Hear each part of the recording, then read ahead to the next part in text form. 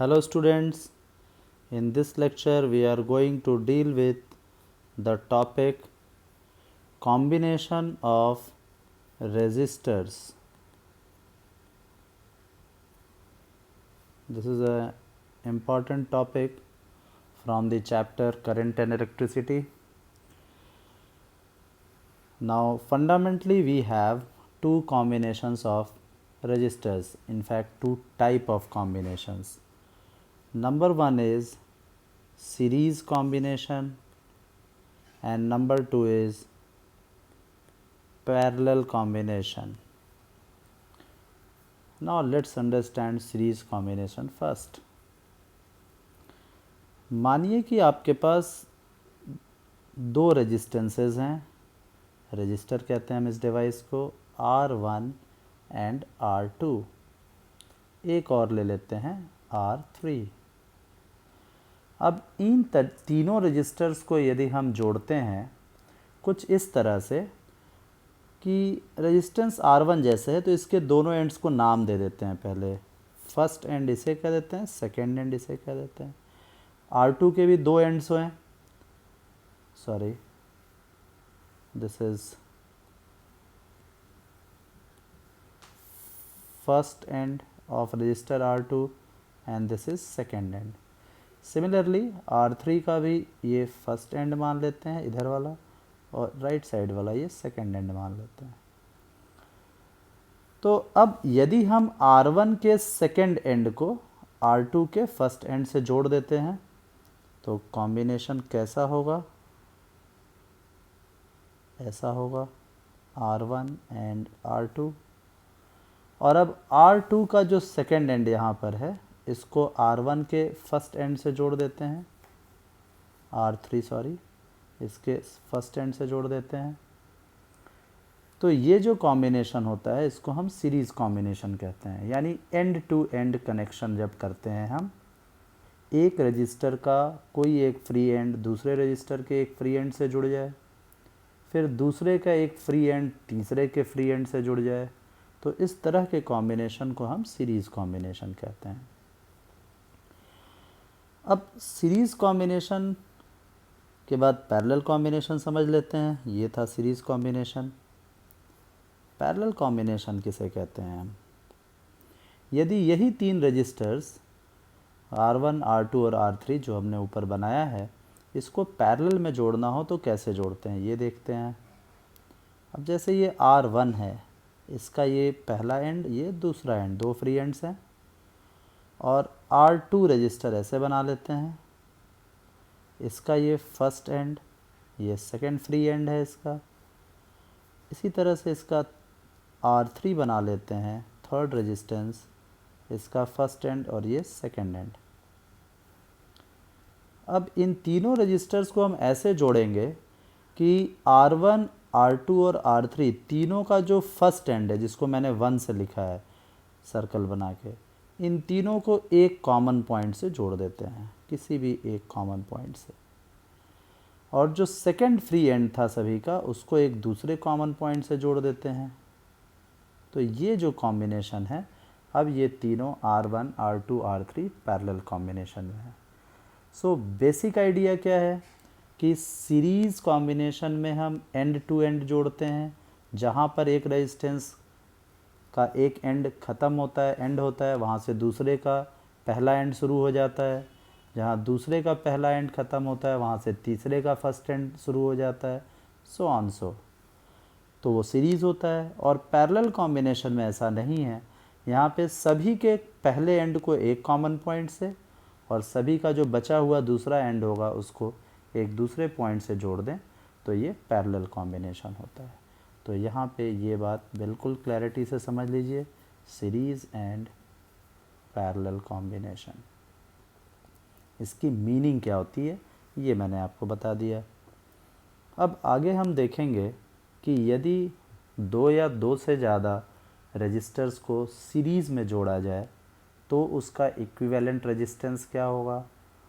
फिर उसके बाद हम पैरेलल कॉम्बिनेशन का इक्विवेलेंट रेजिस्टेंस निकालेंगे। तो पहले हम समझते हैं इक्विवेलेंट रेजिस्टेंस का मतलब क्या होता है। Now equivalent resistance for series combination.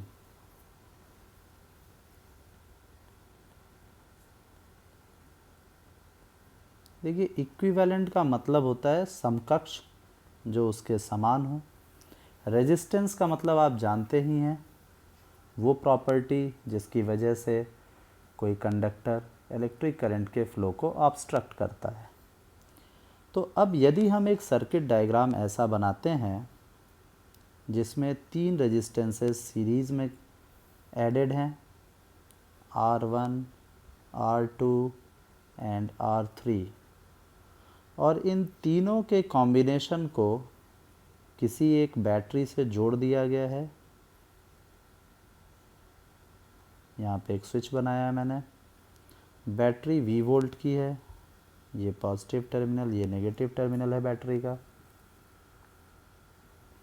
तो यदि हम स्विच प्रेस करेंगे तो हमें पता है कि एक करंट, ये कॉम्बिनेशन तीनों रजिस्टर्स का जो कॉम्बिनेशन है, ये करंट ड्रॉ करेगा इस बैटरी से।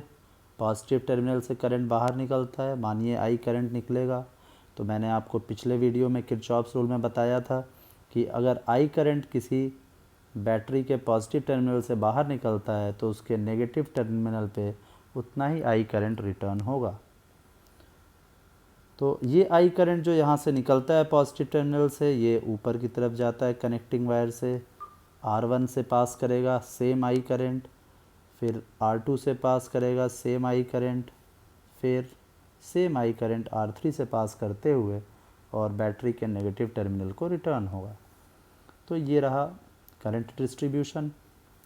अब हम इस बात में इंटरेस्टेड हैं कि हमें इस कॉम्बिनेशन का इक्विवेलेंट रेजिस्टेंस निकालना है। यानी कि यदि हम, देखिए यहाँ पे हम 2 पॉइंट्स का नाम दे देते हैं, पॉइंट ए, पॉइंट बी, सी और डी भी बना लेते हैं। 3 कॉर्नर पॉइंट्स का नाम हमने दे दिया है क्योंकि हमें कुछ किरचॉफ्स रूल अप्लाई करना है। किरचॉफ्स रूल के लिए आप पिछला वीडियो ज़रूर देखें, उसके बाद इसे समझने में आसानी होगी। तो यदि हम ए पॉइंट से वायर को और बी पॉइंट से वायर को डिस्कनेक्ट कर दें, काट दें, और इन तीनों रजिस्टर्स को सर्किट से निकाल दें, काट के इस पूरे वायर ए बी लेंथ जो आपको दिख रहा है, इस पूरी ब्रांच को हम हटा दें और एक सिंगल रजिस्टर यहाँ पर लगा दें। ए पॉइंट रहा, ये बी पॉइंट रहा, और सिंगल रजिस्टर एक आर इक्विवेलेंट, इसको हम लगा दें और सेम बैटरी वी वोल्ट की जो पीछे लगी हुई थी, यहाँ पे जो वी वोल्ट की बैटरी है, इसी सेम वी वोल्ट की बैटरी यहाँ पे लगा दी जाए और स्विच ऑन कर दिया जाए। तो एक करंट वो ड्रॉ करेगा, आर इक्विवेलेंट जो रेजिस्टेंस है, और वो करंट यहाँ से पास करते हुए फिर यहाँ पे आई सेम करंट रिटर्न हो रहा है। तो इन दोनों सर्किट डायग्राम को बना के मैं यही बताना चाहता हूँ कि यदि इन तीनों रजिस्टर्स को कट करके हटा दिया जाए और सर्किट में इनकी जगह सिंगल एक रजिस्टर आर इक्विवेलेंट को लगा दिया जाए, तो भी बैटरी से उतना ही करंट फ्लो हो, ड्रॉ किया जाए आई करंट जितना इस कॉम्बिनेशन ने ड्रॉ किया था, तो यह आर इक्विवेलेंट इन तीनों R1, R2 और R3 का इक्विवेलेंट रेजिस्टेंस कहलाएगा। सो आई होप आप इस बात को समझ गए होंगे कि equivalent resistance of a combination means what. Whenever we say equivalent resistance of a given combination, it means a single resistor which draws the same current from the same source as it was drawn by the combination. तो इस बात को हम यहाँ लिख लेते हैं पहले। What do you mean by equivalent resistance? So equivalent resistance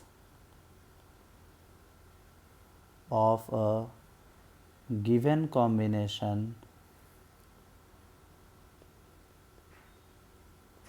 is a single resistor or resistance, you can say resistance that draws the same current from the same source as it was drawn by the combination.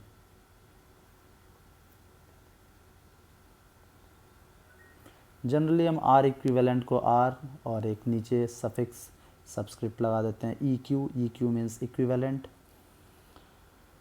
तो ये तो meaning रही equivalent resistance की।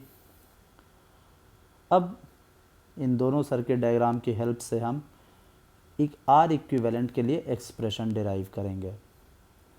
तो अब देखते हैं कि जो ये वाला सर्किट डायग्राम है जिसमें तीनों रजिस्टर्स के कॉम्बिनेशन को शो किया गया है और ये V वोल्ट की बैटरी से आई करंट ड्रॉ कर रहा है, इसमें यदि हम किरचॉफ्स लूप रूल लगाते हैं इन द लूप ABCD तो क्या एक्सप्रेशन बनता है।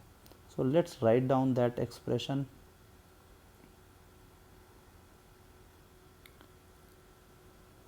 Apply loop rule in loop ABCD ए से चल के हम फिर से ए पे पहुंच जाते हैं ABCD। अब देखते हैं ए से जब बी की तरफ चलेंगे तो पहला जो पोटेंशियल डिफरेंस R1 रजिस्टर के क्रॉस हमें मिलेगा वो कितना होगा, -IR1। माइनस क्यों होगा ये मैंने किरचॉफ्स रूल वाले लेक्चर में आपको बताया है, क्योंकि आप हाई पोटेंशियल से लो पोटेंशियल की तरफ जा रहे हैं। प्लस अब लूप रूल क्या कहता है कि पूरे लूप में जो भी डिवाइसेस आएंगे उनके क्रॉस पोटेंशियल डिफरेंसेस का सम 0 के बराबर होगा। तो R1 के क्रॉस लिख लिया हमने पोटेंशियल डिफरेंस, R2 के क्रॉस पोटेंशियल डिफरेंस -IR2 हो जाएगा, तो इसे ऐड करेंगे -IR2। सिमिलरली R3 के क्रॉस -IR3। बी पॉइंट तक हम पहुंच चुके हैं। अब बी से सी से कनेक्टिंग वायर्स, जब हम बैटरी के पास पहुंचते हैं और लो टर्मिनल से हाई टर्मिनल की तरफ क्रॉस करते हैं बैटरी को, तो जो पोटेंशियल ड्रॉप मिलेगा वो +V के बराबर मिलेगा, क्योंकि अब हम लो पोटेंशियल से हाई पोटेंशियल जा रहे हैं। तो डिफरेंस हाई माइनस लो यानी फाइनल माइनस इनिशियल V के बराबर होगा। और +V करने के बाद अब देखिए हम D पॉइंट से होते हुए A पॉइंट पर पहुंच चुके हैं और लूप कंप्लीट हो गया है। तो अब इस सम को हम 0 से इक्वेट कर सकते हैं। ये एक इक्वेशन हमें मिलता है जिसको हम सिंप्लीफाई करते हैं थोड़ा। V को हम एक तरफ लिखते हैं और बाकी के सभी टर्म्स जो हैं वो राइट साइड में हम ले जाते हैं इक्वेशन के। तो साइन माइनस से प्लस हो जाता है, रिवर्स हो जाएगा, IR1 + IR2 + IR3। और सिंप्लीफाई करते हैं तो I कॉमन आ जाता है, ब्रैकेट में R1 + R2 + R3। ये जो एक्सप्रेशन आता है हमारे पास, इसको अब हम यूज़ करेंगे, इसको इक्वेशन नंबर 1 हम बोल देते हैं। Now look at this circuit जो हमने R इक्विवेलेंट को लेके बनाया है। यहाँ पे भी सेम सोर्स है V वोल्ट की बैटरी, सेम करंट ड्रॉ कर रहा है एक सिंगल रजिस्टर R इक्विवेलेंट। तो यहाँ पे यदि हम ओम्स लॉ लगाएं या फिर लूप रूल लगाएं, दोनों ही तरीके से हम देखेंगे, तो AB के क्रॉस जो 2 पॉइंट्स AB दिख रहे हैं आपको, इसके क्रॉस जो पोटेंशियल डिफरेंस होगा वो कितना होगा, I × R equivalent, I × R equivalent के बराबर होगा और ये पोटेंशियल डिफरेंस V के ही बराबर होगा, क्योंकि आप देख सकते हैं दूसरा कोई कंपोनेंट इस सर्किट में नहीं है। A से B का पोटेंशियल डिफरेंस आप जो भी लेंगे वो V के बराबर ही होगा, क्योंकि V बैटरी ही पावर कर रही है, पावर सप्लाई कर रही है। अगर आप लूप रूल से इस इक्वेशन को लिखें तो वैसे भी लिख सकते हैं। आप A से B जाएं, C और D, और ABCD लूप में अगर आप देखें तो minus I into R equivalent potential difference मिलेगा A से B की तरफ, और जब आप B से C होते हुए D की तरफ आएंगे तो प्लस V का पोटेंशियल डिफरेंस मिलेगा, और फिर आप वापस पॉइंट A पे पहुंच जाएंगे, लूप कंप्लीट हो जाएगा।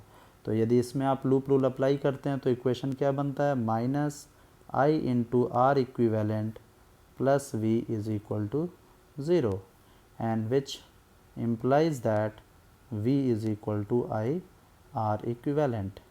तो ये वही इक्वेशन है जो हमने ऊपर लिखा था। इस इक्वेशन को हम इक्वेशन नंबर 2 कह देते हैं। अब इक्वेशन 1 और 2 से हम V की वैल्यू को सब्स्टिट्यूट करेंगे। So from equation 1 and 2 what we get, यहाँ से V की value R into R equivalent यहाँ सब्स्टिट्यूट करते हैं इक्वेशन 1 में, तो हमें मिलता है I into R equivalent is equal to I multiplied by R1 plus R2 plus R3। I cancel out हो जाता है और यहाँ पे R इक्विवेलेंट का एक्सप्रेशन हमें मिल जाता है, R equivalent is equal to R1 plus R2 plus R3। और ये रहा हमारा वो एक्सप्रेशन जिसकी हमें ज़रूरत थी। यदि R1, R2, R3 right hand side में जो आप देख रहे हैं ये वैल्यूज़ हमें पता हो, तीन रजिस्टर्स जो सीरीज़ में कनेक्टेड हैं, तो उनका इक्विवेलेंट रेजिस्टेंस हम डायरेक्टली अलजेब्रिकली ऐड करके निकाल सकते हैं। Now this is the expression for calculating the equivalent resistance for series combination. Now let's look at parallel combination. Equivalent resistance for parallel combination। अब देखिए इक्विवेलेंट का मीनिंग तो वही रहेगा जो मैंने आपको पीछे बताया है। अब यदि हमारे पास तीन रजिस्टर्स हों जो पैरेलल में हों, लाइक दिस, मैंने पहले ही बताया पैरेलल के लिए हम क्या करते हैं, तीनों रजिस्टर्स के एक एंड पॉइंट को एक कॉमन पॉइंट से और दूसरे एंड पॉइंट को दूसरे कॉमन पॉइंट से जोड़ देते हैं, R1, R2 एंड R3। अब इस पूरे कॉम्बिनेशन को हम एक बैटरी से कनेक्ट करते हैं।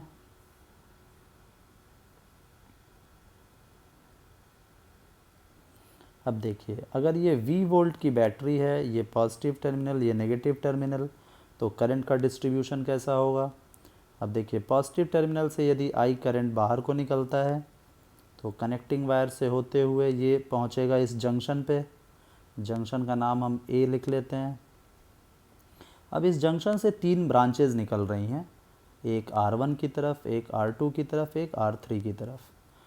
R1 की तरफ जाने वाली करंट को यदि हम I1 मान लेते हैं, R2 की तरफ जाने वाली करंट को I2 और इधर I3।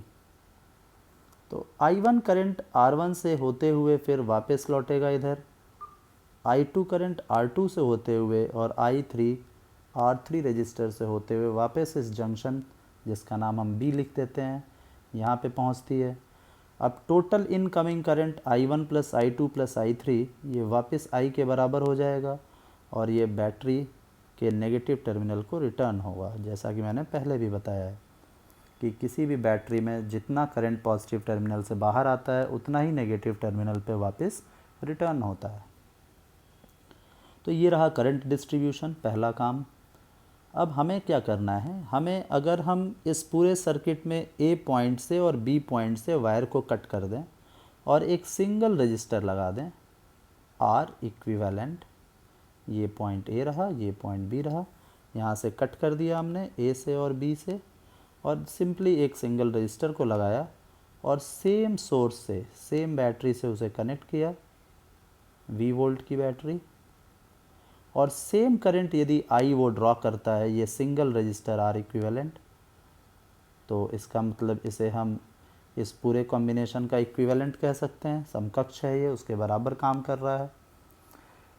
अब ये R इक्विवेलेंट का एक्सप्रेशन हमें निकालना है in terms of R1, R2 and R3। फिर से हम किरचॉफ्स रूल लगाएंगे। अब यहाँ पर हम देखते हैं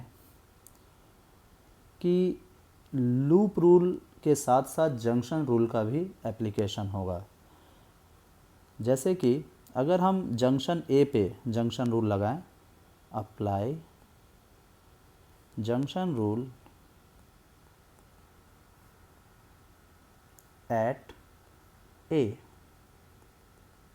तो क्या एक्सप्रेशन होगा, I is equal to total incoming current, आप देखिए यहाँ पे I है और आउटगोइंग का सम क्या है, I1 plus I2 plus I3, तो I is equal to I1 plus I2 plus I3। तो एक इक्वेशन तो हमें यहाँ पे जंक्शन रूल से मिल जाता है। अब इसके बाद हम लूप रूल लगाएंगे, और लूप रूल हम किन लूप्स में लगाएंगे इस पे ध्यान दें। ए पॉइंट से हम R1 की तरफ जाएंगे, B पे आएंगे, फिर उसके बाद C, D और फिर वापस A पे आएंगे। एक लूप ये लेंगे। दूसरा लूप हम लेंगे, A से हम R2 की तरफ जाएंगे और फिर B पर जाएंगे, फिर C, D और A तक आएंगे। इसी प्रकार से एक तीसरा loop A, R3, B, C, D and then A, और ये तीन इक्वेशंस को हम लिखेंगे। So now what are these three equations? You see, in loop, you see the loop A, R1, B, C, D and A। तो यहाँ पर equation क्या बनेगा, आप देखिए, minus I1 R1 potential difference across R1 plus, अब जब आप A से B तक जाते हैं R1 को ट्रावर्स करके, फिर B से C आते हैं, कोई डिवाइस नहीं है, only the connecting wires. C से आप D तक आते हैं तो बैटरी बीच में एक डिवाइस है, तो बैटरी का पोटेंशियल डिफरेंस प्लस V हो जाएगा क्योंकि आप लो से हाई जा रहे हैं।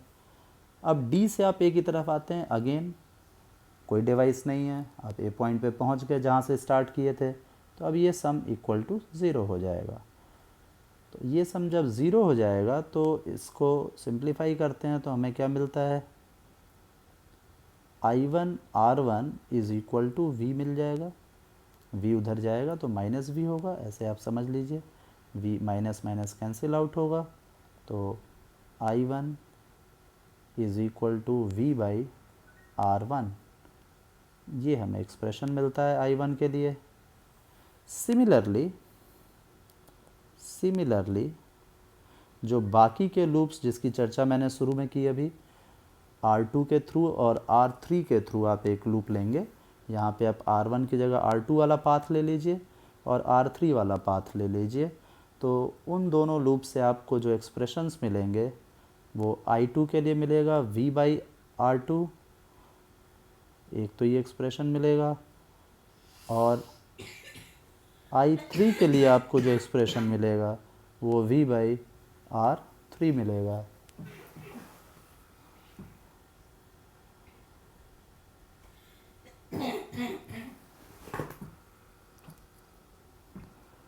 अब इन तीनों ही एक्सप्रेशंस को I1, I2 और I3 के जो तीन एक्सप्रेशंस आपके सामने हैं, इसको हम इक्वेशन नंबर 1 जो यहाँ हमने जंक्शन रूल से लिखा था, इसमें हम सब्स्टिट्यूट करेंगे।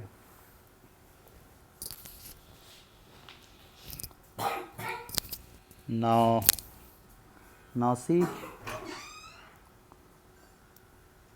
let us write down these equations together as equation number 2. Now substitute the value of I1 here in equation 1, I2 and I3 in the right hand side of equation 1. So now from equation equations 1 and 2. What we will get? I is equal to C I, और I1 क्या है यहाँ पर देखिए, V by R1. From this V by R1, I2 की value V by R2, I3 की value V by R3. अब यहाँ पे I की वैल्यू को हमें हटाना है, I को सब्सटीट्यूट करना है. ये देखिए हम कहाँ से करते हैं. यहाँ पे जो हमने ये वाला सर्किट बनाया है R इक्विवेलेंट वाला सर्किट, इस पे ध्यान देंगे. अब यहाँ पर अगर हम लूप रूल लगाते हैं A B C D A, तो इस लूप में अगेन हमें I into R equivalent equal to V मिलेगा. बिल्कुल वैसे ही जैसा कि हमने पीछे किया था सीरीज़ कॉम्बिनेशन में, सेम वही अप्रोच होगा और हमें मिल जाएगा ये एक्सप्रेशन. यहाँ से I की value V divided by R equivalent आ जाएगी, तो वही हम यहाँ पे पुट कर देंगे, I की जगह V divided by R equivalent, and that is equal to, अब राइट हैंड साइड में V आप कॉमन ले सकते हैं, 1 by R1 plus 1 by R2 plus 1 by R3. यहाँ पे देखिए V और V कैंसिल आउट होगा और 1 by R equivalent is equal to 1 by R1 plus 1 by R2 plus 1 by R3. ये इक्विवेलेंट रेजिस्टेंस का एक्सप्रेशन आ जाता है. यानी कि कोई भी तीन रजिस्टर R1, R2 और R3 है, तो उसका पैरेलल कॉम्बिनेशन जो होगा उसका इक्विवेलेंट रेजिस्टेंस यदि R इक्विवेलेंट है, तो reciprocal of R equivalent is equal to the sum of reciprocals of R1, R2 and R3. ये रहा एक्सप्रेशन सीरीज़ और पैरेलल के लिए. अब यहाँ पर एक महत्वपूर्ण बात और बता के इस वीडियो को हम एंड करेंगे. वो इम्पॉर्टेंट बात ये है कि सीरीज़ कॉम्बिनेशन में आप देख सकते हैं जो करंट R1 के थ्रू जा रहा है I करंट, वही करंट R2 के थ्रू भी जा रहा है I, वही R3 के थ्रू भी जा रहा है. यानी कि सीरीज़ कॉम्बिनेशन का एक स्पेशल फीचर ये भी है कि जो भी रजिस्टर्स आपस में सीरीज़ कॉम्बिनेशन में होंगे उनके थ्रू करंट सेम होगा. ये इम्पॉर्टेंट नोट है, ये याद रखिएगा.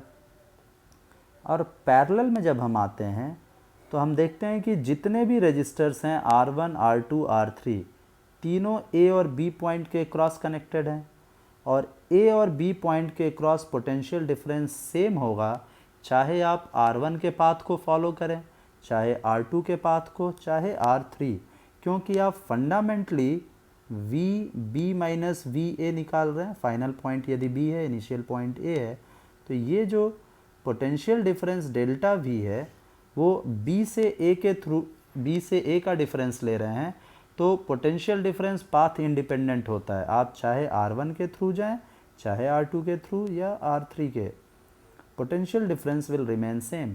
तो ये एक खास फीचर है पैरेलल कॉम्बिनेशन का. पैरेलल कॉम्बिनेशन में जो भी रजिस्टर्स होंगे उनके अक्रॉस पोटेंशियल डिफरेंस सेम होगा. उनके अक्रॉस मीन्स उसके दोनों एंड्स के across.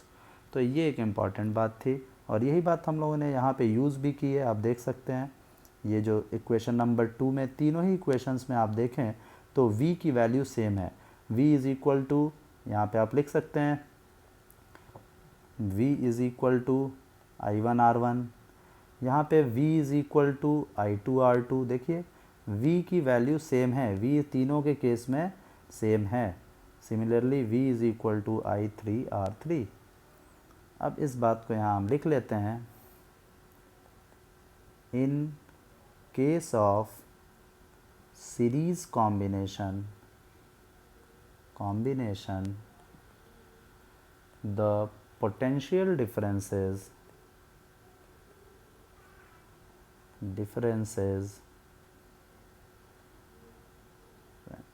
pulses across all the resistors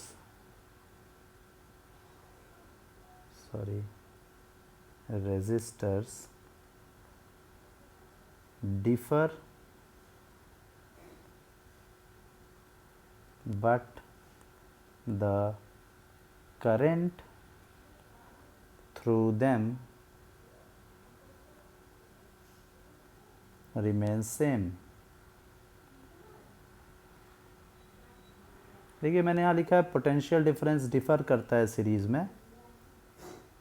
potential difference same हो सकता है यदि सभी रजिस्टर्स की वैल्यू सेम हो। तो चाहें तो इस बात को आप लिख सकते हैं या फिर आप नहीं भी लिख सकते हैं, चलेगा, but current will remain same, ये बात तो हमेशा ही होगी ना। In case of parallel combination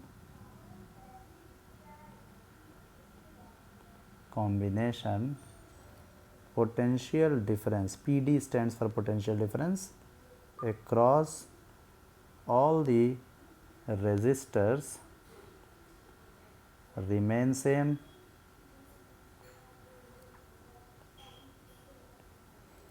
of current through them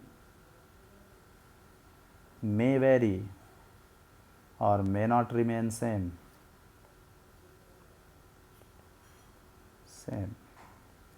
ये महत्वपूर्ण बात थी। Now that's the end of this video. See you in the next video with the application of Kirchhoff's rule in some complex circuits। Thank you।